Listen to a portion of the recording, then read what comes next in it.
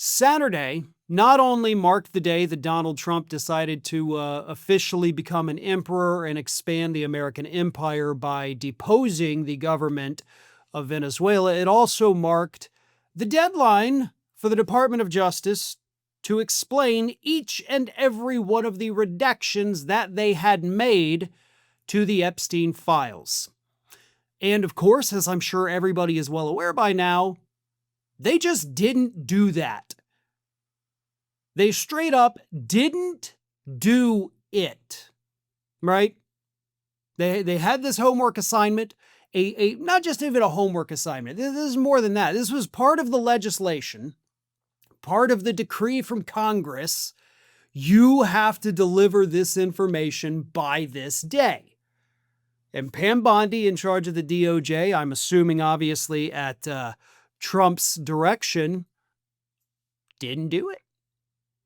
And a lot of people may be thinking, well, Farron, Pam Bondi, Donald Trump, they all had their hands full with overthrowing the government of Venezuela. Well, sure they did. But they also had weeks and weeks and weeks to get these redaction explanations to Congress. Okay? So it's not like Congress told them, hey, by the way, by the end of the day today, get us these things. No, they had more than enough time to get their homework together and turn it into the teacher. They chose not to do it. And they were hoping, of course, that the overthrow of Venezuela would be enough to distract everybody from the fact that it happened. Democrats on the House Oversight Committee, of course, on Saturday, were not distracted at all. They released a statement saying this: "We are sure it's just a coincidence, but today is the statutory date for the DOJ to explain its redactions in the Epstein file productions. We have not forgotten, and we won't let up, regardless of the president's new unconstitutional actions." You have Ro Khanna and Thomas Massie, of course, Massie a Republican, not a Democrat. They have said, we're not exactly sure what we're going to do at this point for the DOJ not complying, but of course, everything is on the table at this point. And I have faith in Khanna. I have a little bit of faith in Massie. So I do think that they're probably not going to do anything right away, to be honest. They will try to coerce, pressure the DOJ to release this additional information. The DOJ is going to stonewall as much as they can, just like they have with the initial release of the files. They missed that deadline too. We don't even have all the files yet. I mean, they announced on Christmas Eve that, oh, by the way, we just found another 1 million documents. So, it shouldn't have been, we just found 1 million documents. It's, hey, we just found 1 million documents. Here you go, guys. Have at it. We're legally supposed to give them to you, so you guys go through them. But no, they're not doing that because they're choosing to not do that because they know how bad each and every release of files, whether it's been from the DOJ, whether it's been from the Epstein estate and the Democrats on the committee, or just reporting that's come out, all of it has been bad for Trump. Like, there hasn't been a single Epstein drop that's been like, oh, there's nothing bad for Trump in this.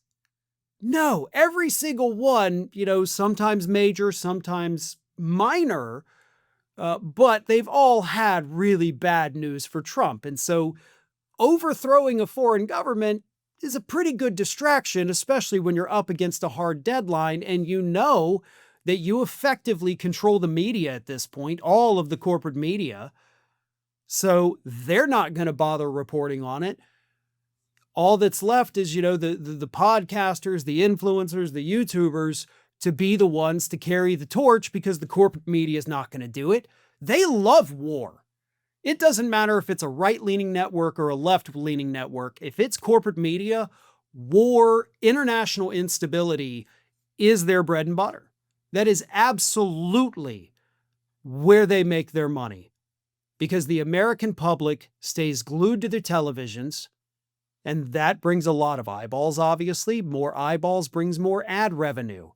So that's what this is all about. And again, I talked about it all over the weekend.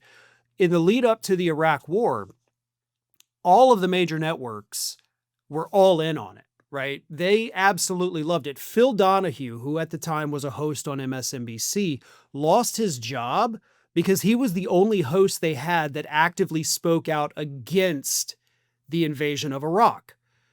And I'm actually reminded of an interaction that Donahue had with Bill O'Reilly on Fox News in the lead up to the war. And actually, I think it was after the capture of Saddam Hussein, but maybe it was, maybe it wasn't. Anyway, O'Reilly was getting mad.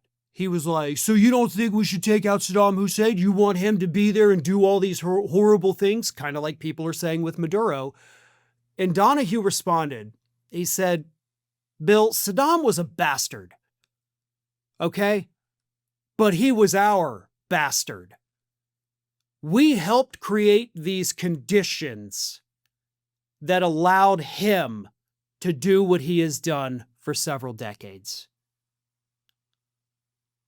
That clip, that quote, that interaction is something that from the first time I saw it, which God at this point is 20 years ago, and I still remember it like I just watched it for the first time. Because not only was it so powerful then, but it's also so relevant now. Because we're seeing the same conversations pop up. Like Maduro, you think Maduro was a good guy? He should be in charge? No. Just like Saddam Hussein, Maduro was a bastard. He was a horrible human being.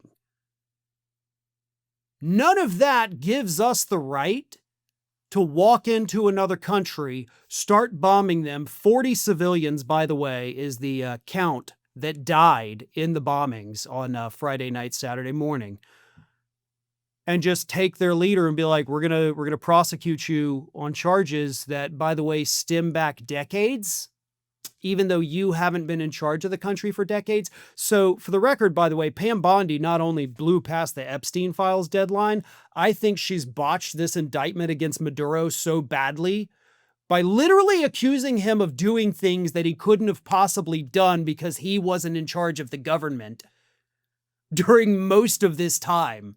So it's mind-blowing, her incompetence and stupidity. But that's what we're looking at right now. Scientists recently discovered a new evolutionary trait in puppies, and it's that they cannot grow up and reach their full potential unless you subscribe to this channel. Don't do it for me, folks. Do it for little Atlas and Judge here. Good boys. You do good. You want to say something? No? Okay.